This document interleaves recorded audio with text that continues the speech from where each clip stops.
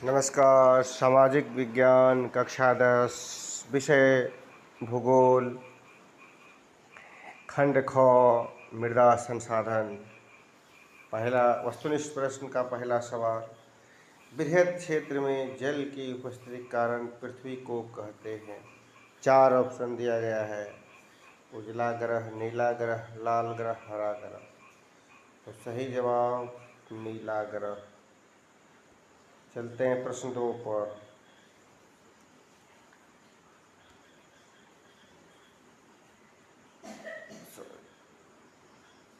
जल का कितना प्रतिशत भाग महासागरों में निहित है? 4 ऑप्शन दिया हुआ है। पहला 9.5%, दूसरा 95.5%, तीसरा 6%, चौथा 96.5%।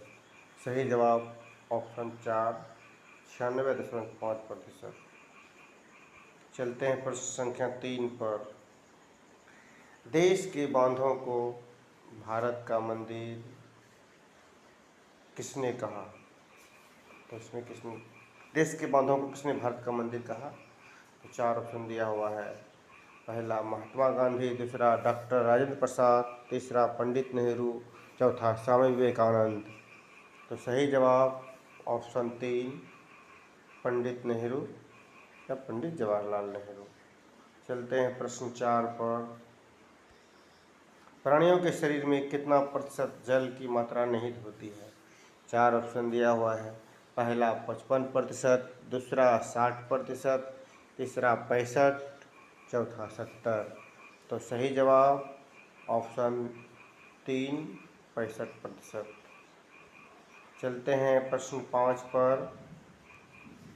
बिहार में अति जल दोहन से किस तत्व का संकेंद्रण बढ़ा है? 4 ऑप्शन दिया हुआ है, फ्लोराइड, क्लोराइड, आर्सेनिक, लौह। तो सही जवाब ऑप्शन 3 आर्सेनिक।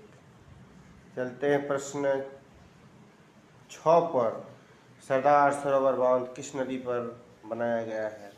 4 ऑप्शन दिया हुआ है, नर्मदा नदी, कावेरी नदी, गंगा नदी, जमुना नदी। सही जवाब ऑप्शन 1 नर्मदा नदी। चलते हैं प्रश्न संख्या 7 पर। मेधा पाटेकर का संबंध किस आंदोलन से है? 4 ऑप्शन दिया गया है। पहला नर्मदा बचाओ आंदोलन, दूसरा चिपको आंदोलन, तीसरा असहयोग आंदोलन, चौथा इसमें से कोई नहीं। सही जवाब ऑप्शन 1 नर्मदा बचाओ आंदोलन। चलते हैं प्रश्न संख्या 8 पर।